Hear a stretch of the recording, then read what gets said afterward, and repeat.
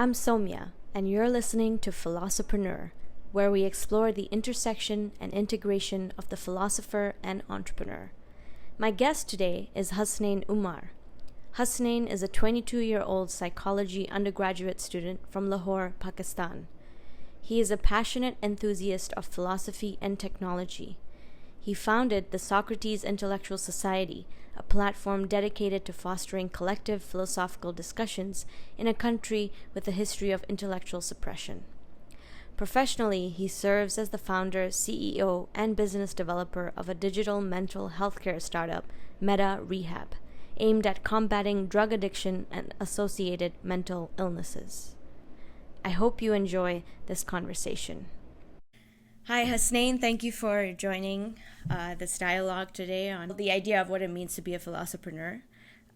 So, before we begin, could you just tell the audience what your background is and a little bit more about what you want to share? All right. So thank you very much for having me here. Uh, my name is Hasnain Umar, and I'm a 21 years old entrepreneur, you can say. Uh, I'm I'm involved in a startup of a mental health care in Pakistan, and by side I'm a student of psychology. I'm doing my graduate, and by side above all, I am doing study of philosophy and all that stuff on my own. Okay. So, what does philosophy mean to you? uh, Philosophy simply is to view the existence from the biggest possible picture, all what there exists, to try to see it in the biggest possible picture. That is philosophy. And how did you find philosophy in your life? Like, what was your journey towards philosophy? Was it in school or on your own? You found a book. Like, how did you get inspired to walk the path of philosophy? uh, the one thing is psychological nature. I have been a thinking intuitive person. uh, and I have my grooming was too much religious. So when I was religious, I always used to see the philosophical side of Islam and religion. And religious grooming has a big impact upon uh, my interest in philosophy, because religious is all about ideas, the metaphysical. There is a God outside in the world beyond materialism and all these things. So religion has a big role, uh, and my own psychological nature of being more thinker and being more intuitive rather than sensing and feeling. So that was a thing due to which when I tried to fit all the concepts in the biggest possible picture, as I have told you, then by uh, intellectual journey, I moved from religion to science, and from science, comprehending science, to mathematics. And the first philosophical book was in Urdu, which I read. It was a brief history of philosophy, uh, and the author was local one, and that was some that was copied from the content of that book was extracted from Bertrand Russell's book, A Brief History of Western Philosophy. So I read that about 5 years ago, and after that, the book changed my perspective. And historically, I read the first time I read the whole journey of philosophical evolution. So that's it. Wow, that's super interesting. It's been quite a journey. You go from religion, and then you go from science, and then you go to mathematics, and then you found philosophy. Yes, scientism and then to idealism and philosophy. Yes, the whole. Yes. Yeah, that's super interesting.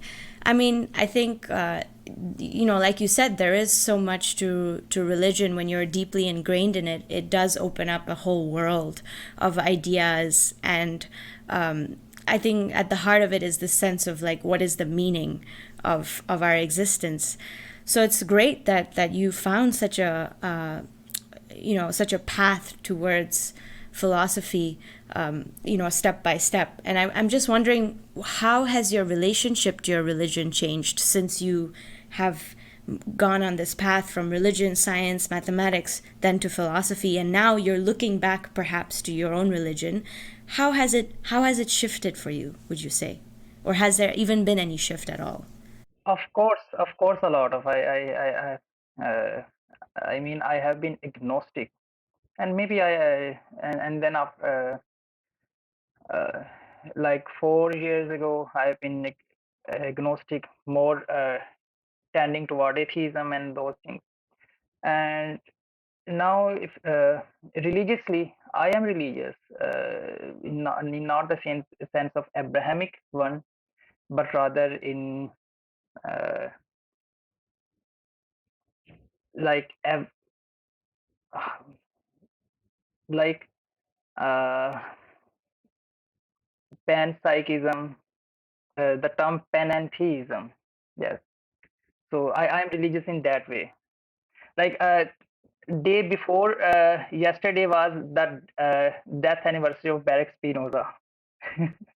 So I'm religious in that way.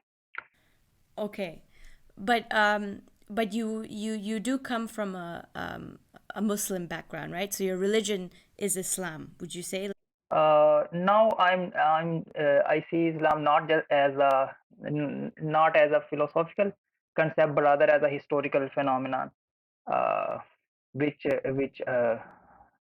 appeared from which was just a branch of all that Abrahamic ideas, which was the Arabian root of Abrahamism and Judaism, and mm, now Islam is more a socio-political, historico-political thing for me. I mean, it don't have too much uh, those kind of ideas which I find in the modern philosophy. Okay, yeah, that's interesting. Um, I remember you telling me that you started this, and I'm sorry if I get it wrong, Socratic Intellectual Society. Could you just share more about that? Because you started this group in Pakistan, and what inspired you to do that, and what is that society like? That time I wanted to initiate the philosophical discussion here in Pakistani society, and there have been some philosophical groups, but they are mostly, you can say, mixed with religion, especially Islam, and they are. So I mean, if you search Aristotelian society, uh, so in the same concept, I initiated Socratic Intellectual Society for the systematic thinking way philosophical discussion.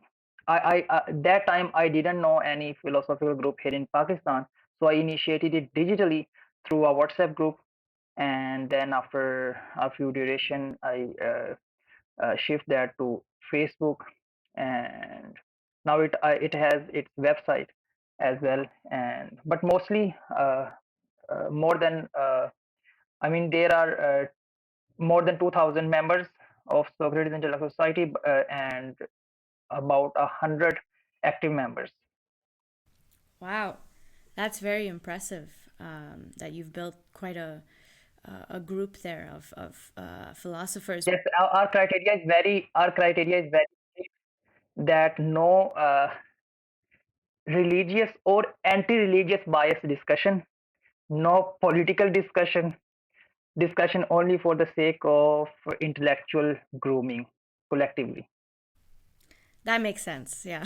Otherwise, it can become very debate-like, and a lot of conflict may emerge. I can totally understand that. It's a great pursuit, just to sit in dialogue and talk about the nature of reality. Um, so you have you it sounds like you've really been in this philosophical world for a while now, and I'm just wondering, uh, how well, let's go to the entrepreneurship question. What does entrepreneurship mean to you? Entrepreneurship simply means execution of your ideas, taking risk, and uh, doing effort for implementing the ideas, whether those are simple, whether those are difficult, but it's all about execution. Yeah, that's interesting. And so if you use that word execution for entrepreneurship, what is the one word that you would choose to describe philosophy? Execution in the business world, especially entrepreneurship, is especially execution in the financial world, in the business world. Philosophy simply is the love. Literally, it means the love to wisdom.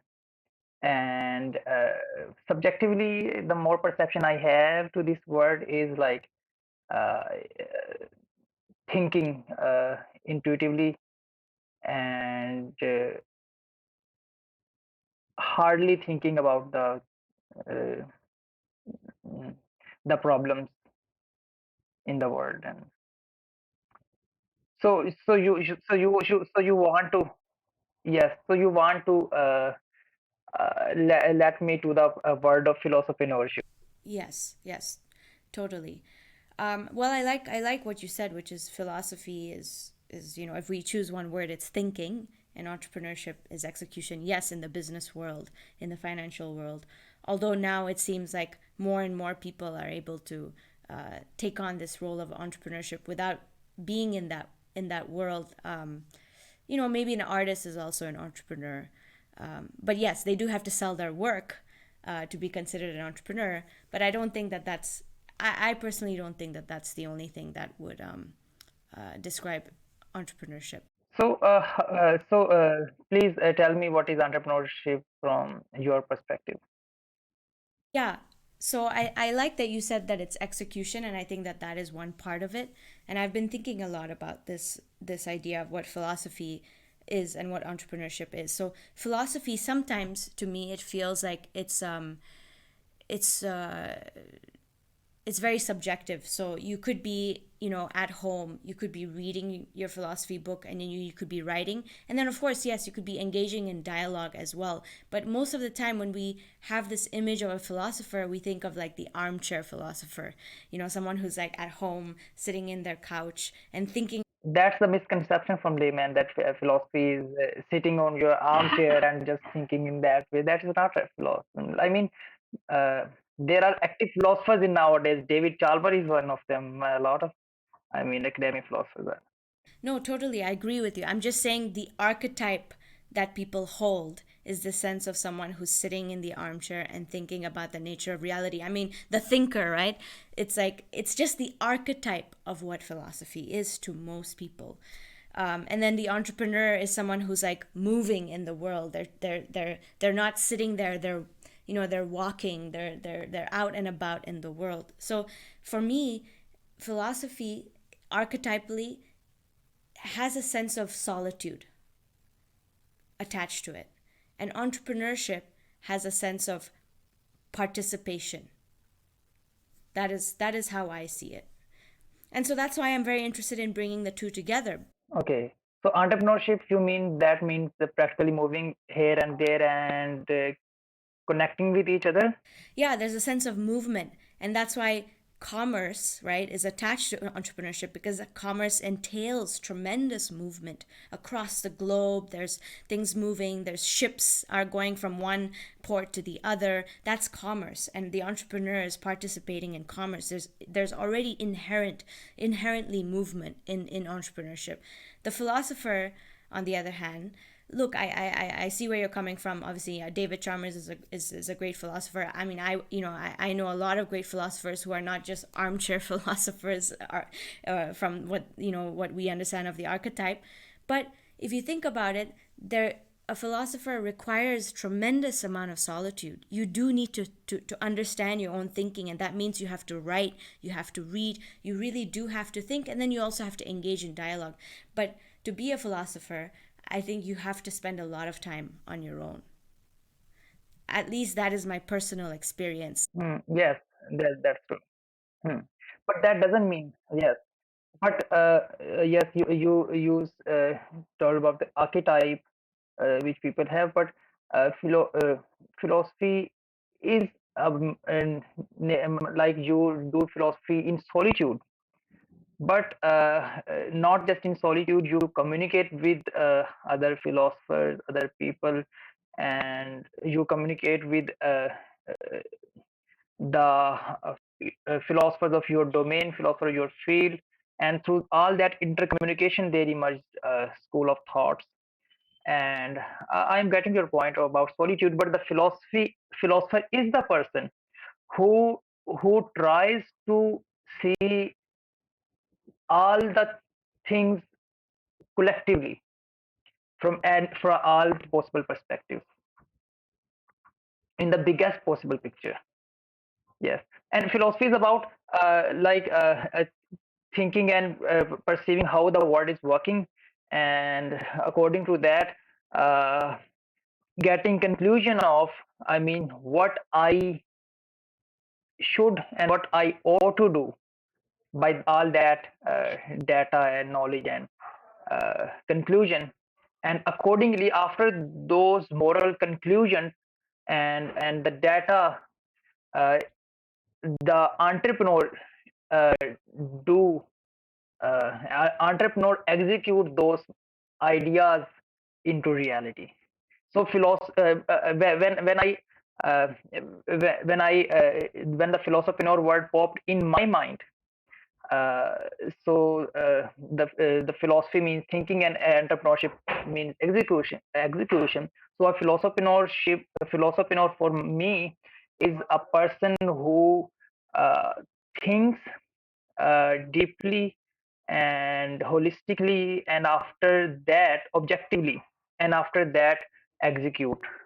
There's a sense of the ivory tower, right? You know what that is, right? The ivory tower of academia, that the professors are seeing the world, and it's exactly what you said, which is that philosophy has a sense of seeing the world objectively, like from the top, a god's eye view of the world. And that's the idea of the ivory tower as well. Is it's that you think you know everything because you see it from above, right? And that is, for me, that is why the philosopreneur is so important, because the philosopher looks at everything from above, but the entrepreneur is in the world. He or she is not looking from above, but they are in the world. They're interweaving and participating with people. And so but you do need the god's eye view. You do need to have that as well as the person on the ground, because the philosopher thinks that they know everything about the world. In that ivory tower, a philosopher moves vertically from top to bottom. Yeah, but they're still in the ivory tower. Do you see? They're still in the ivory tower. I mean, even if they're going up or down, they're still in the ivory tower. The entrepreneur is not in an ivory tower. They have to go through constant iteration, and testing and talking to customers, right? That's the big idea, is like customer is God, as they say. And so the entrepreneur has to constantly be a servant, be of service to someone else. Does the philosopher have to be to service of service to someone else? What is your idea on that? I think that depends upon his moral conclusions, whether he want to serve or not.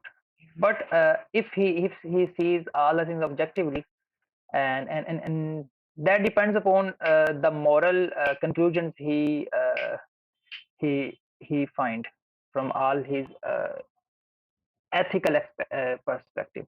Okay. Okay.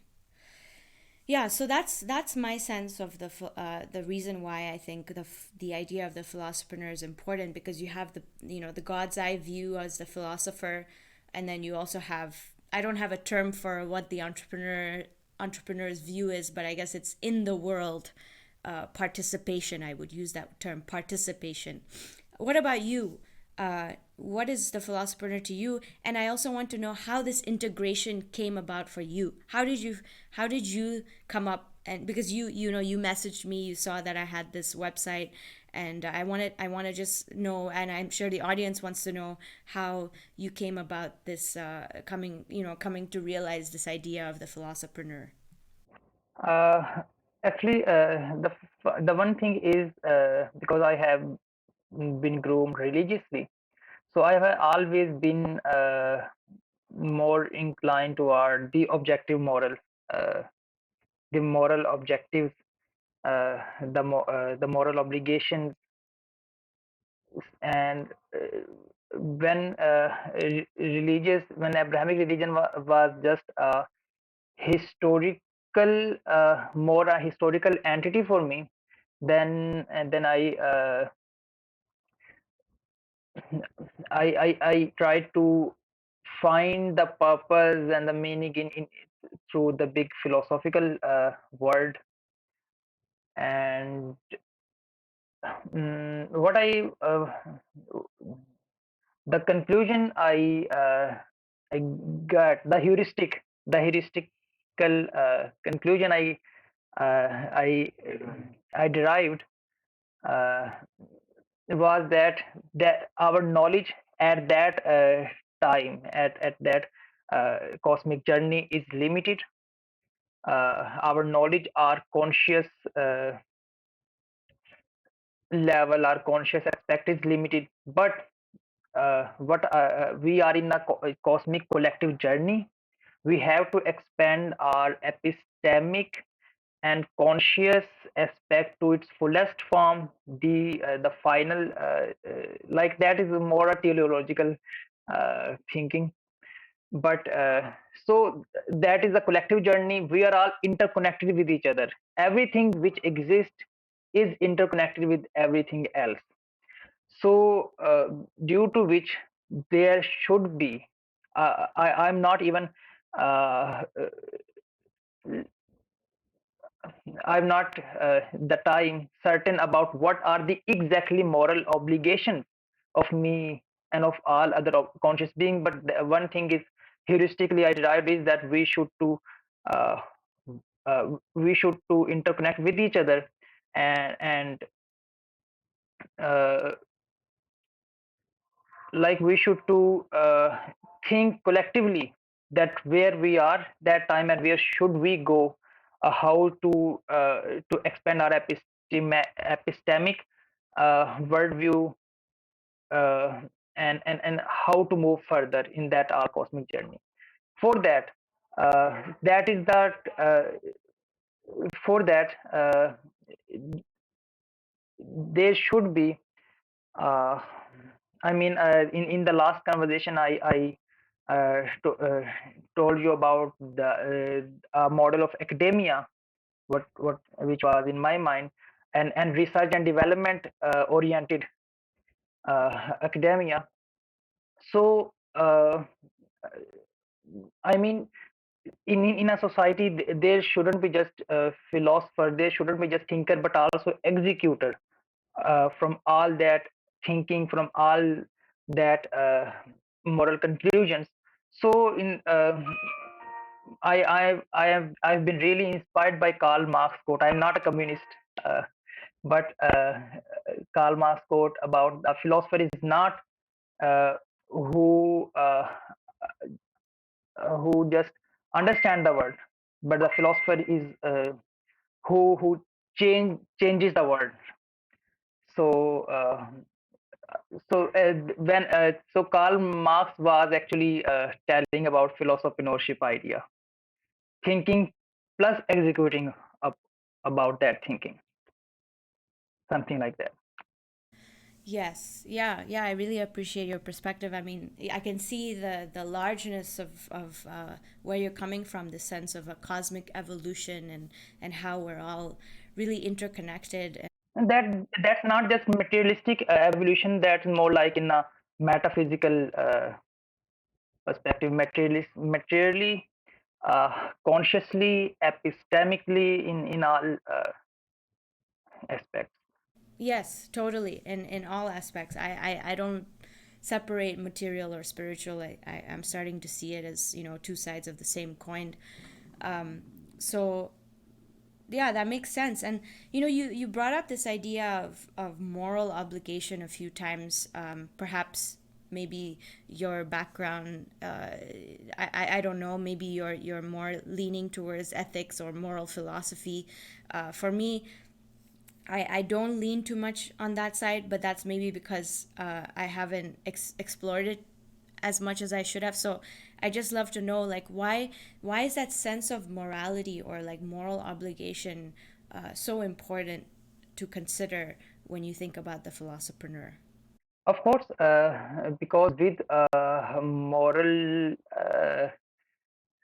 let suppose determined moral set of list of uh, ethical rules, the basic one, you can do more quickly. Uh, uh, I mean, I have a religious grooming, so that impacted upon my psychology.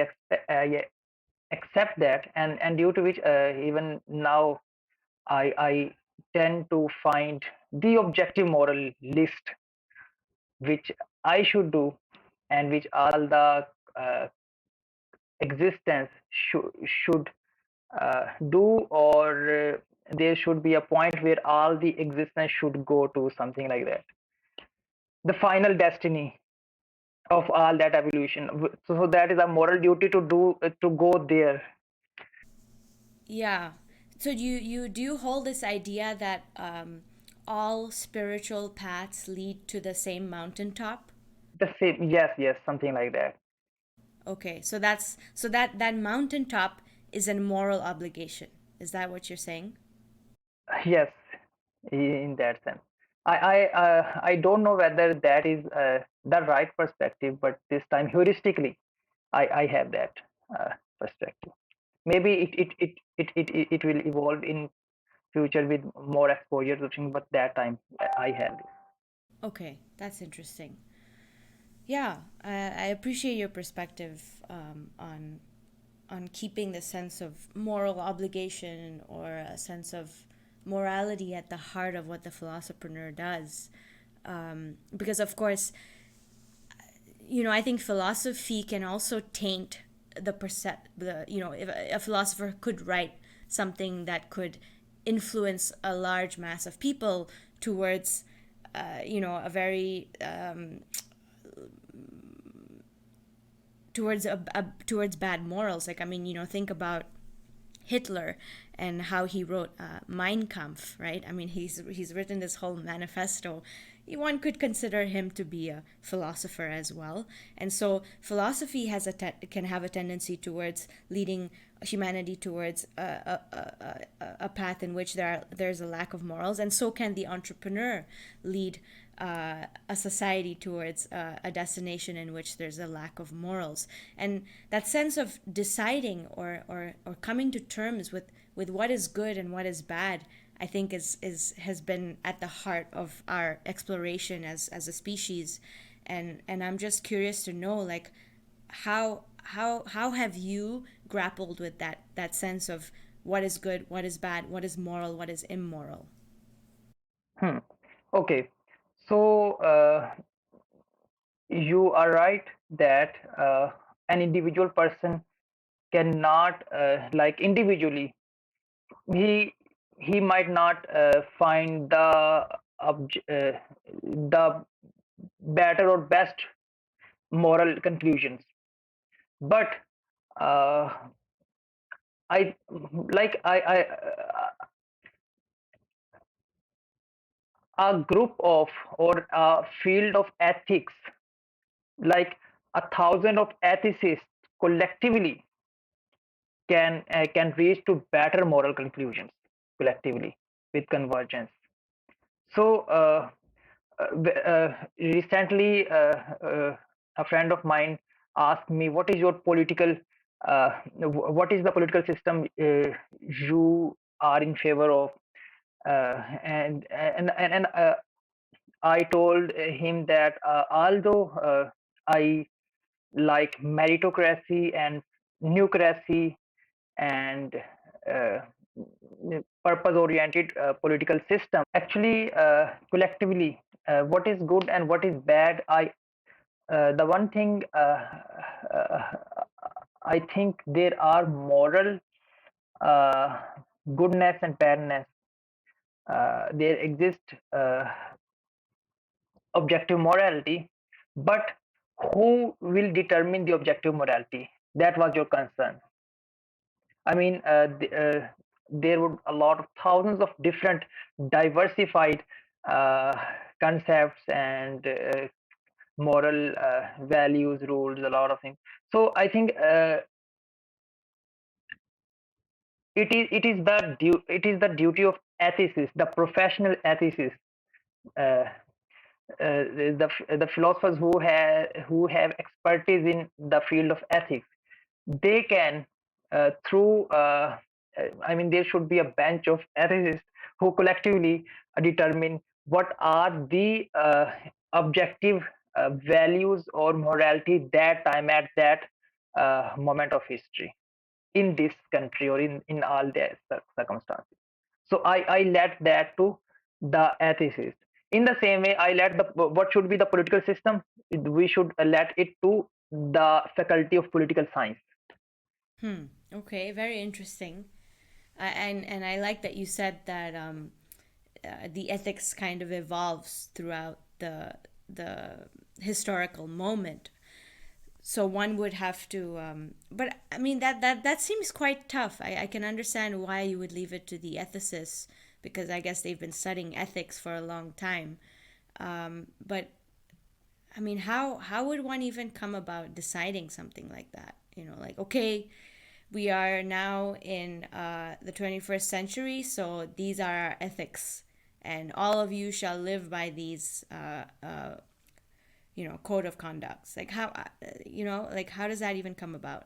Actually, you might see with totalitarian perspective, totalitarian sense in that perspective, but uh, like in an ideal country, there isn't any country now, but in an ideal country, there should be a research and R&D based, research based central uh, central capital of that country.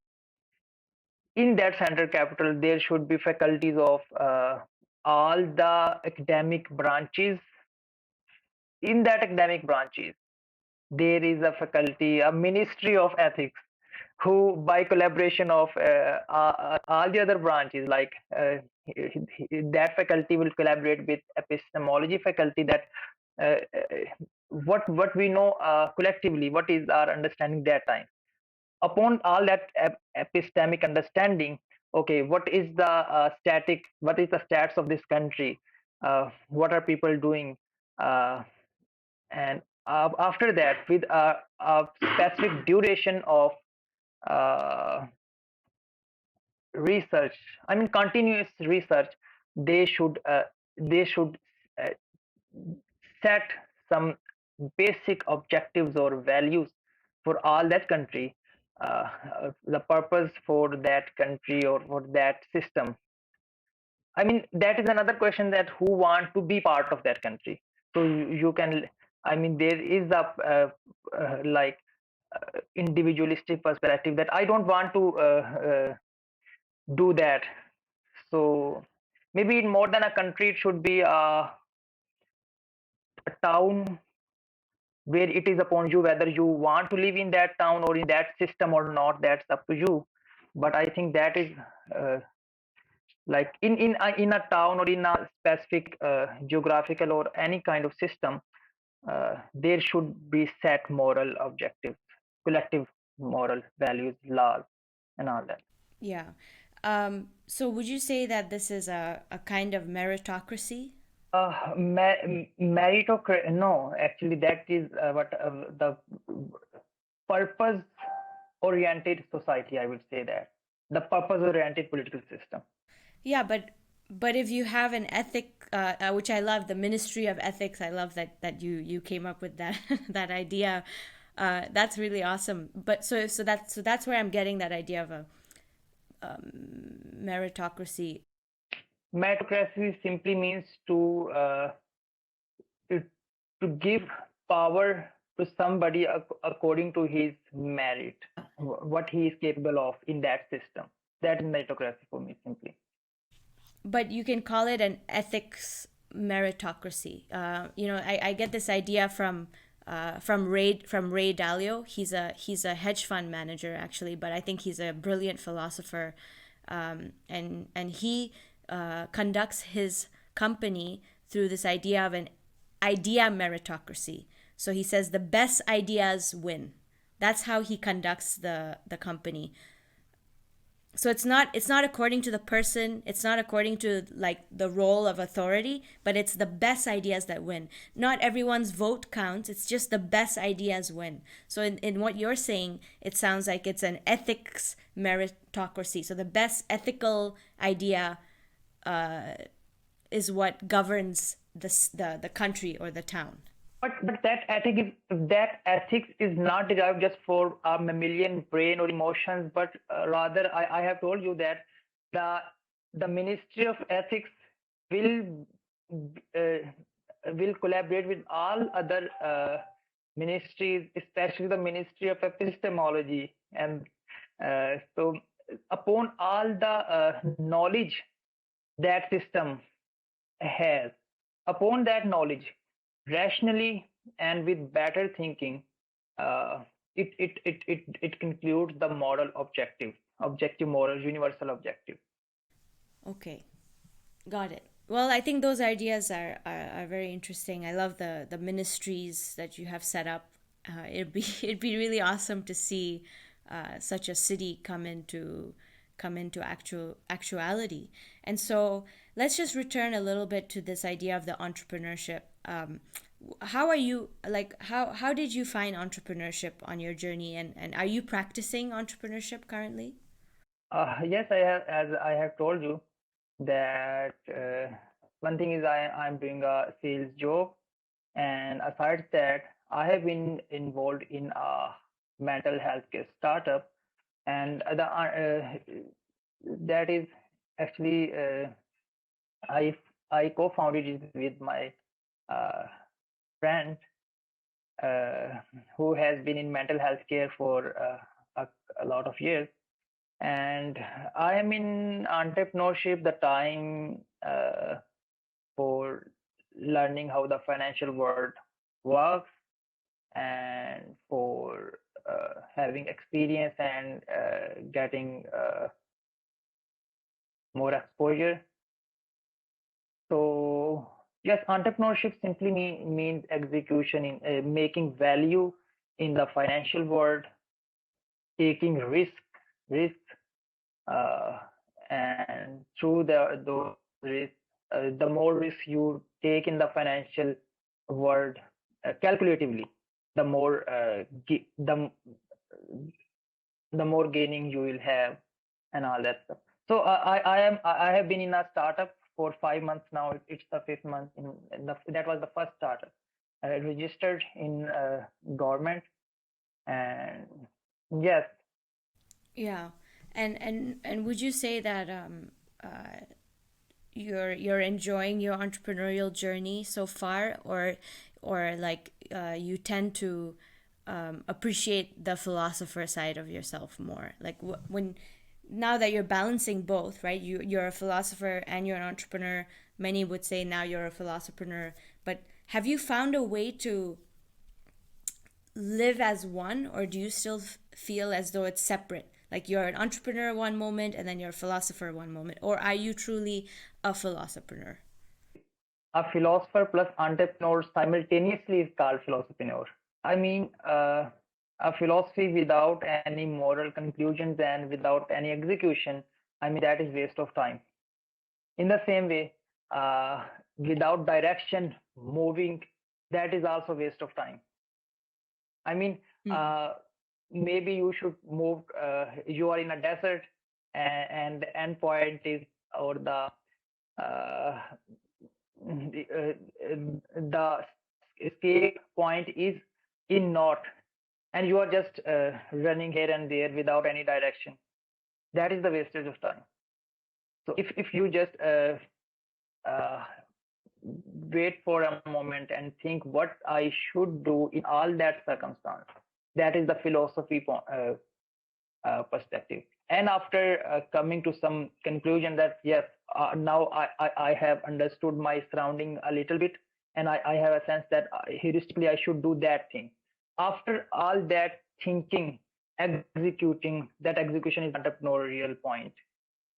So a philosophership means you think uh, to some extent, and after that you execute according to your conclusions or according to your understanding. Without understanding, without thinking, doing. I mean, you can you have you're told about Hitler, Adolf Hitler. He have done, he at least he has impacted the world. The point is whether in negative sense or in positive sense. So if his understanding were more better, then all the effort he was putting in a narrow-minded way, he can do that effort in a positive direction and can change the world positively.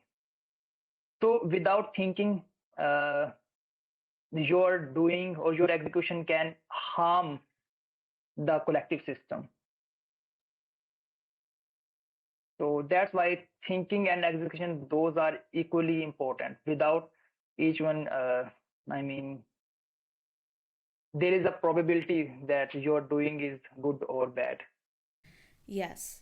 Yeah, I appreciate what you're saying, and that integration seems like a very vital integration, especially in today's world, of having this space to do critical thinking, but also applying that critical thinking to some form of practical execution in the world, and it seems that that practical execution in the world is strongly correlated to the financial world from your perspective. Until our economy don't until our economy don't go to the civilization 1.0 or 2.0 resource based economy and all that. Yeah, that's interesting. Um, you said that just thinking is a waste of time. Just doing without no purpose is a waste of time. There are plenty of philosophers who are just thinking, and yes, they're writing books and they're teaching, but they're purely philosophers. And then there are entrepreneurs also who are you would say they're just kind of motivated by the sense of making money, and so that then there's perhaps no deeper purpose, there's no thinking that has been involved in their doing. But is it true, are they truly wasting their time right now, do you think? uh no, actually, when I am motivated to make money, and and I am bound in the legal system, that unconsciously uh, I am unconsciously I can create value. I will create value for the society if I am motivated even by the money. So the point is not just no, entrepreneurship is not waste of time. I haven't told you, but without too much thinking or without the positive values you have with that, entrepreneurship is when you work for collective system. Yeah, that is definitely what I would see it as. It's like, initially when we talked, I said the entrepreneurs in participation, it's linked so much to commerce and the movement of the world. So 100%, I agree with that. And so that's why I don't think that I don't think that entrepreneurship has to be equated entirely to the financial world. I think the financial world plays a very significant role in entrepreneurship, but I don't think that it defines it to to that extent. There's social entrepreneurship, right, where the purpose of the organization is impact first, then finances, and plus there are nonprofits as well, which the finances is not really a big portion of what they are trying to do. It's about having a mission and creating an impact in the world. And so I think that's just an important point that I wanted to instill, is that it's not just the finances. I think that that is it's a very important part, to understand how the financial world works, understanding like how to make money and how to manage money, something maybe the philosopher is not well versed in and the entrepreneur may be well versed in. But I think what really sets the entrepreneurship apart from philosophy is that sense of like creating an impact, and that impact can be can show up in multiple forms. So yeah, I just wanted to plug that in. But my concern is that creating an impact in which direction, in negative or positive. So that is where I am very conscious. And I mean, maybe I am doing a thing which in the big picture is harmful for the society. Yeah, I mean, I'm with you on that. I think most human beings wouldn't want an entrepreneur to be creating negative impact on the world. I think we all want each other to create a positive impact on the world. And then, of course, there's going to be people with their own perceptions and their own stories coming in. For instance, now so many people are criticizing Elon Musk, even though I personally believe that he's doing something great for humanity. All of his companies are even though it may be some of them may be controversial, I think he's very impact oriented. He thinks so deeply and cares so deeply about our species. So 100% you want to have a positive impact with what you do, and it's hard to know what the unintended consequences may be of one's endeavor, but from the get-go you want to start with something that is going to create a positive impact on the world. That's why I think it's important to not have the financial mission at the top, but after, it should come second to the impact mission. I would add another thing is that philosophy is not thinking in solitude. Philosophy is collective thinking. Philosophy, I mean, those who think themselves students of philosophy or philosophers, they should all unite to a platform, or at least intercommunicate with each other, and they should know that no person has the perfect understanding of the existence. So with collaboration we can have the best possible understanding. Intercommunication and thinking on a platform, like there are a lot of philosophical organizations, but mostly they are regional. They are bound with their universities. There are international ones. The American Philosophical Society in your country, Foundational Question Institute, that is more in the theoretical physics side. Aristotelian Society. There are about 2 or 3 dozen philosophical societies who have multi-million annual budget. Yeah, that's true. And I'm sure a lot of that has come from big donations, unless they have a great business model at the heart of their institute. I'm not so sure. I haven't really looked into that, but I would say I assume that most of them are nonprofits, right? So yeah, so then a lot of it would be probably donation or grant based, but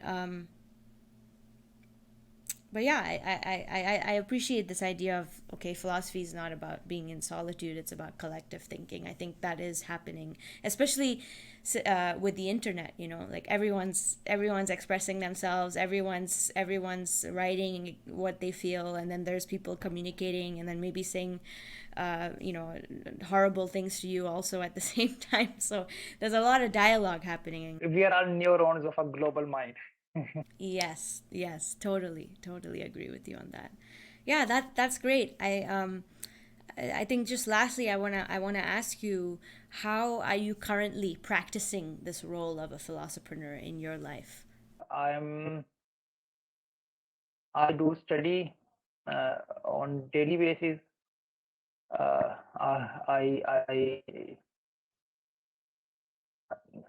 I try to learn new ideas, especially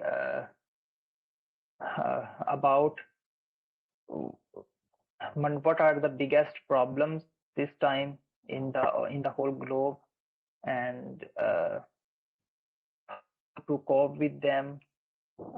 Yes, I do I do exploring daily basis on internet for new things. Recently, I came to the website 80,000.org. If you might know that website, that is a very interesting website. I came to know recently. The concept of that website was uh, to that you have uh, that do effort in those careers which has the biggest impact on humanity positively. Like they suggested that time the extinction of humanity through artificial intelligence has probability of about 50% till 2100 to 2100 to 21 and 20. The probability of human extinction is 50%. That is a very threatening and alarming thing. And in contrast, I mean, there was mentioned that the budget of the revenue of artificial intelligence field globally has been $340 billion. The industry cap in 2021.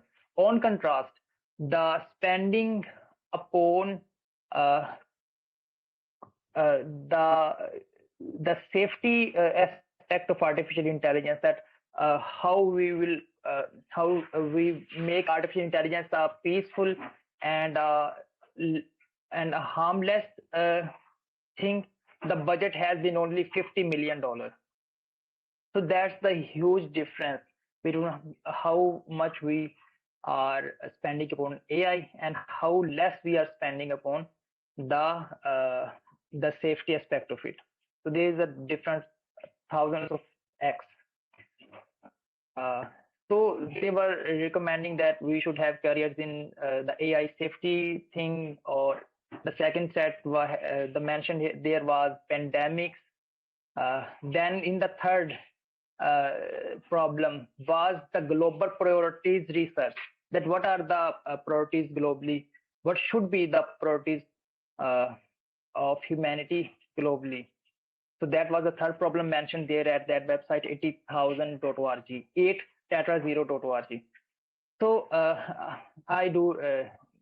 Sorry, I diverted from the question, and uh, the entrepreneurial side of me is very slow and steady. Okay. And sorry, could you just tell me what the name of that website was again? 8 tetra0 hours.org, 80,000 hours.org. Okay, cool. Well, thank you for sharing that. That is very interesting. It does seem like the role of the philosopher is definitely going to become more and more important as we evolve into this complex world. It'll require. I did see that Sam Altman,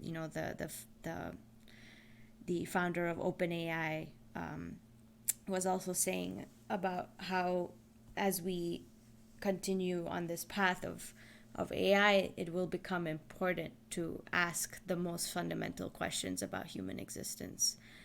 That is philosopreneuristic way of thinking the world. You are conscious about what you are doing. Yes, yes, that is perfect. You're conscious about what you're doing. Yeah, that's great. Thank you so much for your time, and this was a very rich conversation. I think it'll continue to unfold as we both try to figure out what it means to be a philosopreneur. I think you have a lot of great ideas about how to even build a philosopher. You called it a philosocracy, is that what it is? That, am I saying it correctly? Yes, uh, there is a word democracy, the Yeah, rule of public. In the same way, yeah, there is a philosophocracy, the rule yeah. of philosophers. I mean, that is not in a totalitarian way. That is more like a in a in a meritocratic and in a yes, I imagine a Star Trek future where, I mean, in a resource-based economy, uh, there would be, I mean, in central government, there would be a lot of philosophers. Archetypes that you mentioned that they are just in solitude, they're thinking about, I mean, uh, randomly, but they are the active researchers kind of philosophers. Nice. That's a brilliant vision you have there, and hopefully, you can continue to build towards that, and hopefully more and more as we progress, there will be philosophreneurs in the world, thinking and building on a collective and on a conscious level. So yeah, thank you, Hasnain. Yes, yes, when you're conscious that you are just a a tiny part of this whole picture of this whole existence, and so you don't have any other choice or purpose than just to improve all that existence. I mean, when you Yes. feel that you are just a part, are connected with you, then of course there is, I mean, you find purposes accordingly, collectively. Yes, yes, totally. Well, thank you so much. Yeah, I think we got to explore, and I don't think it. I don't. The reason why I'm not so worried about having some kind of conclusion is because I just think that it's such a, it's like it's still brewing, this idea of a philosopreneur. It's like really brewing, and I don't think it deserves to have some kind of conclusion either. I think that the world is so mysterious that at the heart of the philosopreneur there should be a sense of mystery around what this person, what this role evokes. Yeah, that's just my sense. I think the scientific rational paradigm has nurtured our consciousness to come up with a conclusion. This is how it is. This is how it is. But I think we're kind of moving out of that paradigm of scientific rationalism and reductionism, and we're entering into something a little bit more mysterious. I don't know yet what it is, but that's my sense. So I prefer not to have a conclusion. The mysteriousness comes when they, I mean, when the mystery occurs in chaos, not in order. I mean, there is mystery, but you have to reduce that mystery. Okay, I don't agree. I don't agree with that. But by the way, your voice is coming in and out, so it's a bit hard to hear you. But I did hear like you saying that we should reduce the mystery. I completely disagree with that. The mystery does not have to be reduced. I think that that's the scientific, rational mind that we have been, our generation has been born into, and so that's how we think about the world. But I don't think that that is at the heart of what it means to to be human, is to reduce everything that we cannot express in words, or that we cannot touch, or that we cannot scientifically rationalize. There's a sense in which we want to leave the mystery for what it is, and to be honest, we I don't think we could ever reduce it. It's just it's so powerful. It's larger than us. So even if we try to reduce it, I don't think it could ever be reduced. So that's my sense. But We are becoming gods, not materially. Uh, I mean, okay, let me uh, make it better than that. The final point, or the final we mentioned earlier, or the teleological point, that is the point where the final conscious being, which is the point, will understand all the things, will uh, will have the highest consciousness, and they that conscious being, that I mean that the future God will be in complete order. Yeah, sorry, Hasnain, your voice is cracking. I think maybe your internet connection might be a little bit bad right now. I really couldn't understand what you were saying. So I think maybe that's probably a sign that we should end the recording. Of course. Okay, well, thank you so much, Hasnain. I really appreciate you joining me on the Philosopreneur podcast.